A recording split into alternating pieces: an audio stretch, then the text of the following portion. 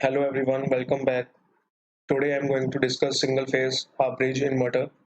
आज हम डिस्कस करेंगे सिंगल फेज हाफ ब्रिज के पावर सर्किट के बारे में, उसकी स्विचिंग स्टेट्स और आउटपुट वोल्टेज के बारे में। फिर स्केयर वेव ऑपरेशन को स्टडी करेंगे, उसके बाद एवरेज वोल्टेज को, फिर जो भी डिसएडवांटेजेस हैं हमारे हाफ ब्रिज इन्वर्टर की उसके बारे में जानेंगे। पीएस विम्बरा की बुक में अगर हम देखें पावर सर्किट जो दिया होता है single phase half bridge inverter का, वो कुछ इस तरह से है। उसमें दो सेपरेट वोल्टेज सोर्सेज यूज किए गए हैं हाफ हाफ वोल्टेज के, और यहाँ पे दो थरिस्टर्स यूज किए गए हैं और डायोड्स लगाई गई हैं D1 D2। ये एंटी पैरेलल डायोड्स हैं। लेकिन इसी सर्किट को हम अगर एक्चुअल में मॉडिफाई करें तो रियलाइजेशन उसकी कैसे की जाती है वो इस सर्किट में है। इसमें हमारे पास एक V इन वोल्टेज सोर्स रहता है, उसको दो हिस्सों में डिवाइड किया गया है, V in/2 और V in/2। दो सेपरेट वोल्टेज सोर्सेज में डिवाइड किया गया है इस V in वोल्टेज को with the help of capacitors C1 and C2। C1 C2 क्या कर रहे हैं, ये चार्ज हो रहे हैं from V in voltage source up to the half of the voltage strength. यहाँ पे हमारे पास दो डायोड्स हैं, एंटी पैरेलल डायोड्स हैं, और दो स्विचेस यूज किए गए हैं S1 एंड S2। और जो लोड लगाया गया है, लोड कनेक्ट किया है हमने from point A to O is our fictitious neutral point. O हमारा यहाँ पे न्यूट्रल पॉइंट है सर्किट में। अब स्विचेस की जगह पे हम थ्रिस्टर्स भी कनेक्ट कर सकते हैं, तो पिछले वाले डायग्राम में मैंने यहाँ पे अब थ्रिस्टर्स कनेक्ट किए हुए हैं S1 एंड S2। अब हम डिस्कस करेंगे रेजिस्टिव लोड के बारे में। जब रेजिस्टिव लोड लगा होता है हमारे हाफ ब्रिज सर्किट में, तो अभी मैं इस सर्किट में ज्यूम कर रहा हूँ कि मेरा जो लोड है वो सिर्फ रेजिस्टिव है। तब उसकी गेटिंग, ये हमारी S1 S2 की गेटिंग बसेस दी हुई हैं। स्विच S1 हमारा 0 टू पाई के लिए ऑन रहेगा, एंड स्विच S2 हम ऑन कर रहे हैं from pi to 2 pi period के लिए। तो हमारे पास आउटपुट में स्केयर वेव आती है। S1 ऑन है तब हमारे पास यहाँ पे आउटपुट वोल्टेज आएगी V in/2, और जब S2 ऑन होता है तब हमारे पास नेगेटिव वोल्टेज आती है -V in/2। ये जो डॉटेड लाइन शो की गई है ये वाली sinusoidal, this is the fundamental part of the square wave, जो हमने लास्ट लेक्चर में हार्मोनिक्स में भी डिस्कस किया था। ये VO1 है, that is fundamental frequency component of the square wave. इसका जो मैक्सिमम मैग्नीट्यूड रहेगा दैट इज 2VIN/π। 2VIN/π क्या है, इस फंडामेंटल कंपोनेंट का मैक्सिमम मैग्नीट्यूड है। जब पहले हम स्विच S1 को ऑन कर रहे हैं, देखिए यहाँ पे हमारे पास S1 की गेट पल्स आ रही है, तो मेरा स्विच S1 ऑन हो गया। तो लोड रेजिस्टिव है, इंडक्टिव नहीं है, तो अभी इस यहाँ पे हमारी डायोड्स का कोई भी काम नहीं है। तो एंटी पैरेलल डायोड मैंने यहाँ पे सर्किट से हटा दी है, और स्विच S2 भी अभी काम नहीं कर रहा, स्विच S2 ऑफ है, और ये इसकी डायोड भी एंटी पैरेलल अभी काम नहीं करेगी। तो ये वाला सर्किट अभी पूरा ओपन सर्किट हो गया। तो अभी करंट सिर्फ इसी डायरेक्शन में फ्लो करेगा, और लोड के क्रॉस हमारे पास आउटपुट वोल्टेज आएगी पॉजिटिव टू नेगेटिव।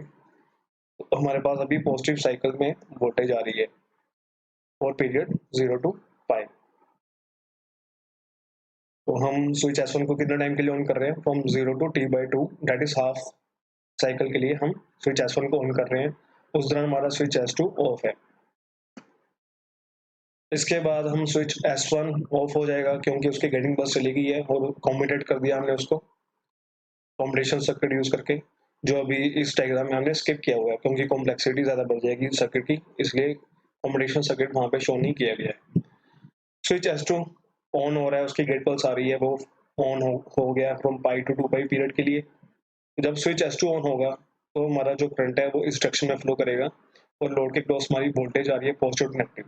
तो पिछले डायग्राम में देखिए और इस डायग्राम में देखिए, पहले पॉजिटिव जो आ रहा था पॉइंट वो इस तरफ था, और अब जो पॉजिटिव आ रहा है वो इस तरफ है। इसका मतलब लोड के क्रॉस जो वोल्टेज है वो रिवर्स हो चुकी है, तो हमारे पास रिवर्स वोल्टेज आएगी -VN/2, -VIN/2। ओके, अब यहाँ पे डायोड एंटी पैरेलल डायोड का भी कोई काम नहीं है क्योंकि लोड हमारा सिर्फ रेजिस्टिव है, इंडक्टिव नहीं है। और ये वाला सर्किट अभी हमारा ओपन सर्किट रहेगा क्योंकि स्विच S1 जो है हमारा अभी ऑफ है।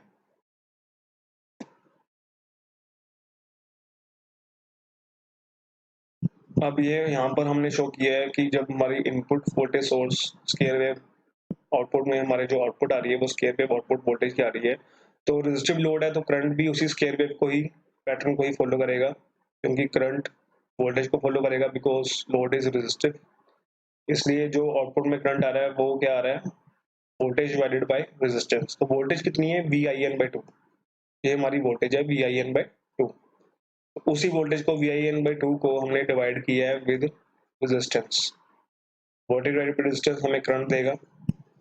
ये VIN/2R ये क्या है, इस करंट की मैक्सिमम वैल्यू है VIN/2R।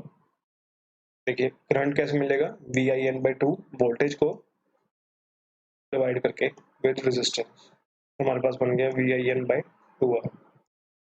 करंट की वेव शेप बिल्कुल सेम रहेगी क्योंकि वो वोल्टेज के पैटर्न को फॉलो करेगी, जो आउटपुट वोल्टेज आ रही है उसी को फॉलो करेगी बिकॉज लोड इज रेजिस्टिव।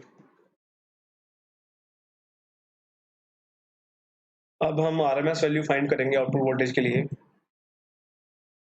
जो आउटपुट आ रही है मेरे पास स्केयर वेव आ रही है। अब यहाँ पर मैं क्या कर रहा हूँ कि जो कुछ बुक्स में हमारे पास Vin लिखा होता है इनपुट वोल्टेज के लिए, कुछ बुक्स में Vin की जगह पे VDC लिखा होता है, तो मैं इसी Vin को VDC के साथ बेस कर रहा हूँ। दोनों चीजें सेम ही है, मीन्स यहाँ पे Vin/2 है तो आप इसको VDC/2 भी लिख सकते हो, सेम है। तो जो स्केयर वेव आ रही है उसका जो मैग्नीट्यूड है दैट इज VDC/2। अब मैं अगर इस वेव को स्केयर कर दूं, स्केयर करूंगा तो क्या बनेगा, VDC का स्केयर 2 का स्केयर कर देगा 4। तो ये मैंने वेव को स्केयर कर दिया। RMS वैल्यू कैसे निकलेगी, RMS value will be under root of जो स्केयर किया हमने वेवफॉर्म का उसकी वैल्यू। RMS वैल्यू क्या बन जाएगी, अंडर रूट VDC²/4। तो RMS वैल्यू हमारे पास आ रही है VDC/2। ये VORMS मींस ये आउटपुट वोल्टेज की RMS वैल्यू है। आउटपुट वोल्टेज की RMS वैल्यू कितनी आ रही है हमारे पास, VDC/2। उसको मैं 0.5 VDC भी लिख सकता हूँ। तो जो हमारे पास square half wave single phase half bridge inverter के लिए हमारे पास जो आउटपुट वोल्टेज आ रही है दैट इज 0.5 VDC। जो इनपुट वोल्टेज VDC है उसका सिर्फ हाफ ही आ रही है। अब हम फोरियर सीरीज आउटपुट देखेंगे इस स्केयर वेव आउटपुट के लिए। लास्ट लेक्चर में भी मैंने फोरियर सीरीज के बारे में डिस्कस किया था, उसी से हम आगे बढ़ते हैं। तो जो हमारे पास आउटपुट वोल्टेज है VOT स्केयर वेव के लिए फोरियर सीरीज एक्सपेंशन में हमारे पास किस तरह से रहेगी, summation n equal to 1 3 to 5 so on up to infinity 4VS upon n pi sin n omega t। ये हमारा फॉर्मूला है जो हमें याद करना है। ये फोरियर सीरीज एक्सपेंशन है स्केयर वेव के लिए। यहाँ पर VS क्या है हमारा, VS हमारी पीक वैल्यू है। जैसे अभी हमारे इस सर्किट में जो स्केयर वेव आ रही है उसकी जो पीक वैल्यू है वो है Vin/2 या फिर VDC/2। तो हम VS को रिप्लेस कर देंगे VDC/2 के साथ। VDC/2 की जगह पे आप VIN/2 भी लिख सकते हो। मैंने पहले भी बताया था कि कुछ बुक्स में VIN दिया होता है, कुछ बुक्स में VDC दिया होता है, इसलिए मैंने दोनों ही यूज किए हैं ताकि आपको दोनों पता हो। अब Vin की जगह पे VDC भी लिख सकते हो। तो हम ये VDC/2 क्या होगा हमारा, ये वाली वैल्यू है peak value of the output voltage. इस VDC की वैल्यू को अब आप सब्स्टिट्यूट कर दीजिए इस इक्वेशन में VS की जगह पे। जब VDC/2 आप यहाँ पे VS में पुट करेंगे तो आउटपुट क्या बन जाएगी, 2 VDC upon n pi sin n omega t। Omega क्या है हमारी फंडामेंटल फ्रीक्वेंसी। तो अब ये आउटपुट वोल्टेज जो है एक्सपेंशन, इसकी अगर मैंने फंडामेंटल कंपोनेंट निकालना है, फंडामेंटल कंपोनेंट कौन सा, वही साइन वेव वाला। ये साइन वेव वाला जो फंडामेंटल कंपोनेंट होगा आउटपुट में, उसके लिए मुझे क्या करना पुट करना पड़ेगा, क्योंकि फंडामेंटल कंपोनेंट फ्रीक्वेंसी क्या होती है 50 हर्ट्ज है, तो वो फर्स्ट हार्मोनिक ही हुआ, उसको कोई हार्मोनिक कंपोनेंट नहीं है। सेकंड हार्मोनिक या थर्ड हार्मोनिक के लिए हम 3 n इक्वल टू 3 पुट करेंगे, लेकिन फंडामेंटल कंपोनेंट के लिए हम n इक्वल टू 1 पुट करेंगे। तो इस इक्वेशन में जब n इक्वल टू 1 पुट करेंगे तो आपके पास फंडामेंटल कंपोनेंट की वैल्यू आएगी VO1 is equal to 2 VDC, n की जगह पे 1 पुट कर दिया पाई साइन एन की जगह पे फिर से 1 पुट कर दिया यहाँ पे, तो क्या बन गया साइन ओमेगा टी। ओमेगा हमारी वहाँ पर फंडामेंटल फ्रिक्वेंसी है। कुछ बुक्स में ओमेगा की जगह पे आपके पास ओमेगा नॉट दिया हुआ, मैंने ओमेगा नॉट की बजाय ओमेगा ही लिखा हुआ है, लेकिन ये है वही है फंडामेंटल फ्रिक्वेंसी। अब VO1 इस तरह से आ रहा है हमारे पास, ये क्या फंडामेंटल कंपोनेंट, जो फंडामेंटल कंपोनेंट आ रहा है आउटपुट में, जो फंडामेंटल कंपोनेंट होगा 50 हर्ट्ज फ्रिक्वेंसी वाला कंपोनेंट साइनोसॉइडल वाला, तो उसकी जो मैक्सिमम वैल्यू है 2VIN पॉन पाई या 2VDC पॉन पाई, यहाँ पर 2VDC पॉन पाई, तो ये साइन के साथ वेरी कर रहा है, ठीक है, तो ये वही आ रहा है हमारे पास VO1, ठीक है, ये इसका मैक्सिमम वैल्यू हो गया 2VDC पॉन पाई, ये वाला, ठीक है। अब इस वोल्टेज को जब रेजिस्टेंस के साथ डिवाइड करूंगा तो मेरे पास करंट आ जाएगा I01T equal to 2VDC pi R sine omega t. RMS value के लिए फॉर्मूला ये RMS value is maximum value by √2, ठीक है, तो वही हम, ये जो मैक्सिमम वैल्यू आ रही है ये वाली, ये मैक्सिमम वैल्यू है, इसको डिवाइड कर देंगे √2 के साथ, तो मेरे पास फंडामेंटल कंपोनेंट का RMS वैल्यू आ जाएगा। VO01 RMS will be maximum value 2VDC/5 है डिवाइडेड बाय √2। जब ये √2 के साथ डिवाइड करोगे तो 2 और √2 के साथ डिवाइड होगा तो ऊपर √2 आ जाएगा।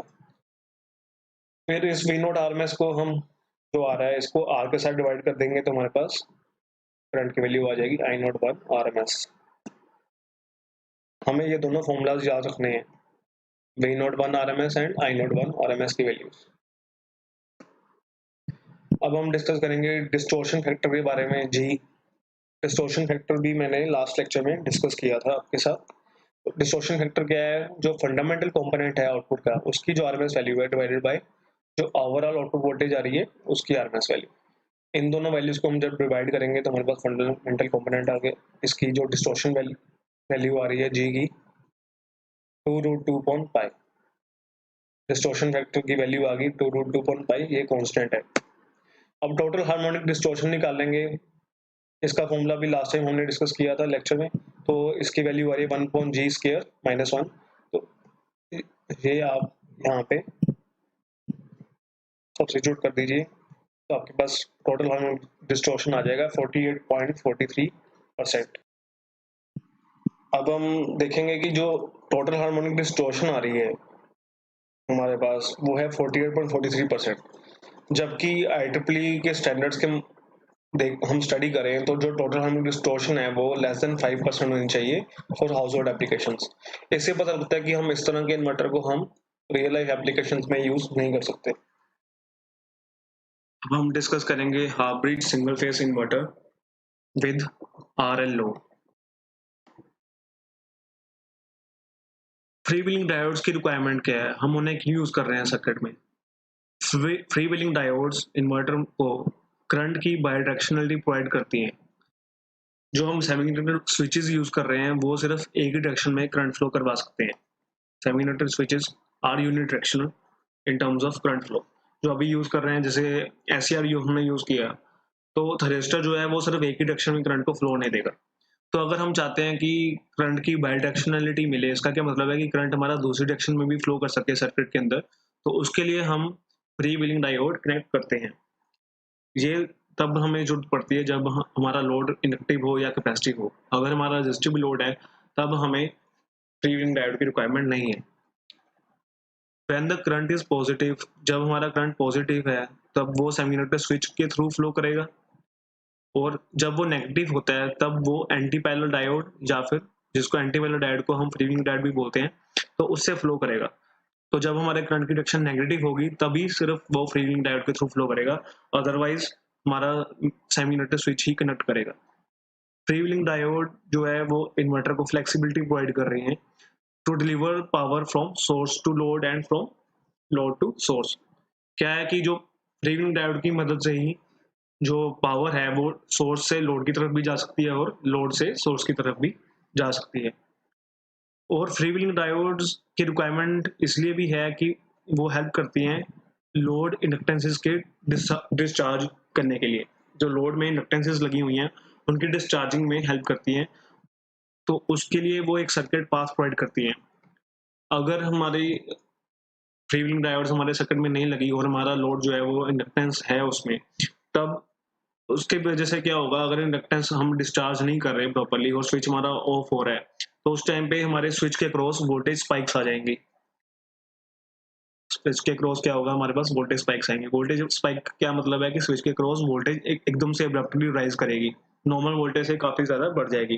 तो वहां पे हमारे सेमीकंडक्टर स्विचेस क्या है, फेल हो सकते हैं, क्योंकि उनकी एक सेफ रेंज होती है वोल्टेज की। अगर उससे ज्यादा वहां पे क्रॉस उनके क्रॉस वोल्टेज स्पाइक्स आएंगे तो वो स्विचेस डैमेज हो सकते हैं।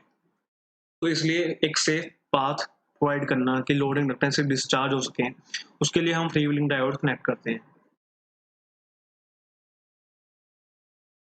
अब हम डिस्कस करेंगे half bridge single phase inverter, their operation with inductive and resistive load. अब हम जो डिस्कस करेंगे आगे आने वाले डायग्राम्स में, उनमें हम एज्यूम कर रहे हैं कि हमारा लोड कैसा है, आरएल टाइप का है।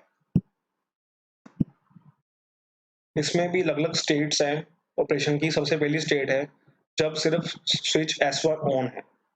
अभी सिर्फ S1 स्विच ऑन है, तो ये ग्रीन मार्कर की डायरेक्शन में मैंने करंट की डायरेक्शन शो की है, तो करंट हमारा इस डायरेक्शन में फ्लो करेगा।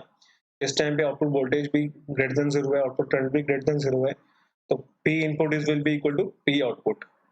जितनी पावर इनपुट जे सोर्स देगा उतनी ही हमारे पास यहाँ पे आउटपुट में पावर आएगी, assuming negligible losses during switching। तो आउटपुट वोल्टेज हमारे पास क्या आ रही है, प्लस VIN/2। इस टाइम पे एक्टिव पावर डिलीवर हो रही है फ्रॉम सोर्स टू लोड।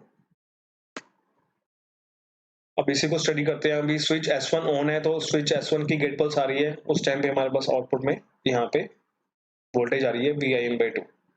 अब रेजिस्टिव और इंडक्टिव लोड है। इंडक्टिव लोड का क्या इम्पैक्ट पड़ रहा है, जो करंट है, अगर रेजिस्टिव लोड होता तो करंट सीधा इस तरह से आता हमारे पास, लेकिन इंडक्टेंस होने की वजह से करंट अब्रप्टली राइज ना करके धीरे धीरे राइज कर रहा है, तो इसलिए वो यहाँ से डिले हो रहा है।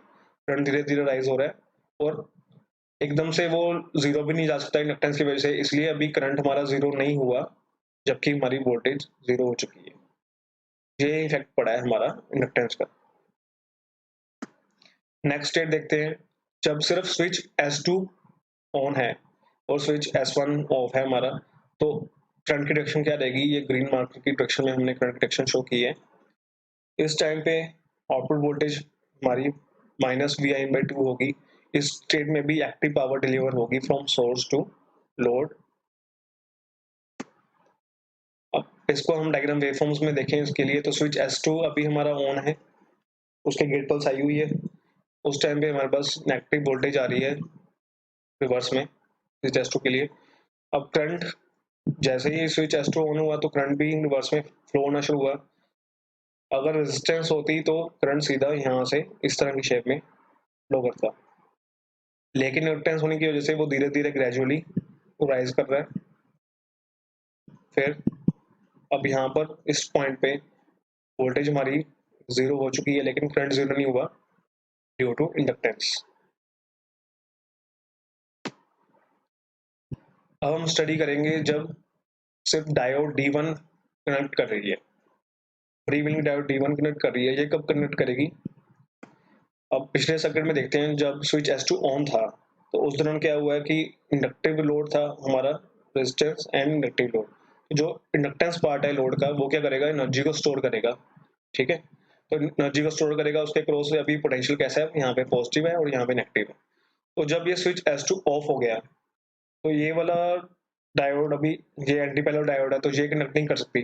ये पॉजिटिव पार्ट इस डायोड को फॉरवर्ड बायस करेगा, तो इसलिए अब ये वाला पॉजिटिव पार्ट क्या कर रहा है, इस डायोड को फॉरवर्ड बायस करके यहाँ से हमारा सर्किट पाथ कंप्लीट कर रहा है, तो करंट इस डायरेक्शन में फ्लो करेगा। इस दौरान जो आउटपुट करंट है वो हमारा नेगेटिव है, ठीक है। और इस दौरान जो एक्टिव पावर है, जो लोड ने पावर, इंडक्टेंस ने पावर स्टोर की हुई थी, वो सोर्स की तरफ जा रही है। Active power is delivered from load to source. इस स्टेट को रीजनरेटिव स्टेट भी बोला जाता है। इसकी अगर वेवफॉर्म देखें तो देखिए, अब यहाँ पर जब नेगेटिव में हमारे पास करंट फ्लो कर रहा था, अब ये चार्जेस अभी हैं इंडक्टेंस के पास, अभी पावर वहाँ पे स्टोर हुई पड़ी है, वोल्टेज पोटेंशियल है उसके पास, तो वो स्विच तो हमारा S2 तो ऑफ हो चुका है, तो अब ये करंट डाई आउट होना है, तो करंट डाई आउट धीरे धीरे होगा। जितना टाइम लगेगा करंट को डाई आउट होने के लिए, उतनी देर के लिए हमारी डायोड D1 फॉरवर्ड बायस्ड रहेगी। जैसे ये करंट जीरो हो जाएगा तो डायोड D1 भी अभी ऑपरेट करना बंद कर देगी इस पॉइंट पे आके। अब अगर आप इस वेवफॉर्म्स में देखें तो जो हमारा स्विच S1 है और स्विच S2 है, इनकी जो गेटिंग पल्सेस हैं वो एग्जैक्टली हाफ ऑफ पीरियड के लिए नहीं है, वो उससे कम पीरियड के लिए है। अगर आप यहाँ पे देखें हमारा पाई पीरियड यहाँ पे है और 2 पाई पीरियड यहाँ पर है, तो ये जो स्विच S1 है वो पाई पीरियड से बहुत कम टाइम के लिए ही ऑन है। इसी तरह से स्विच S2 भी है, उसकी जो गेट पल्स भी है वो भी कम टाइम के लिए है, पूरे हाफ साइकिल के लिए नहीं है। 2 पाई पीरियड से कुछ कम टाइम के लिए हमारा स्विच S2 ऑन रह रहा है। तो अब यहाँ पे देखिए कि जो स्विच S2 कनेक्ट कर रहा था और जब स्विच S2 ऑफ हो चुका है तो उसके बाद ये फ्री व्हीलिंग डायोड काम करती है D1। ये जब तक करंट जीरो नहीं होता, इंडक्टेंस के अंदर चार्जेस जो है वो स्टोर हुए पड़े हैं, जो इंडक्टेंस के क्रॉस जो पोटेंशियल है वो डायोड नहीं होता, तो तब तक हमारी जो फ्री व्हीलिंग डायोड है वो ये इस करंट को पाथ प्रोवाइड करेगी। जब ये रिवर्स करंट हमारा जीरो हो जाएगा तब ये डायोड D1 काम करना बंद कर देगी। तब तक डायोड D1 के क्रॉस हमारे पास आउटपुट में वोल्टेज Vin/2 आएगी। This voltage will be also equal to Vin/2।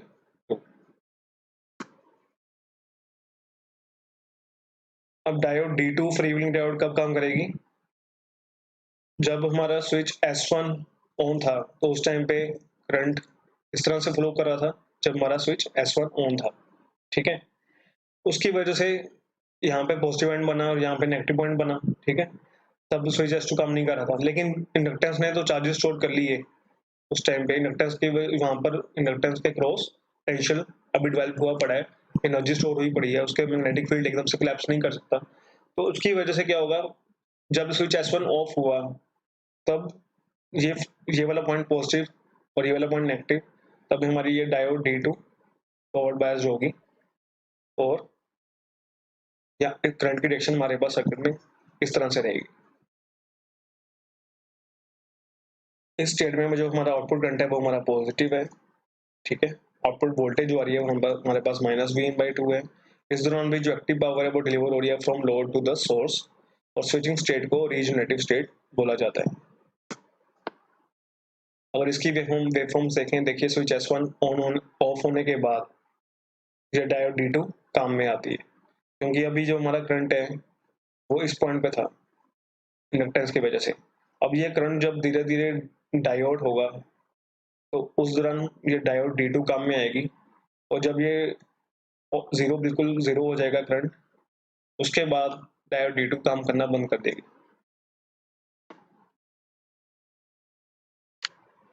एक और हमारे पास स्टेट है, स्टेट 5।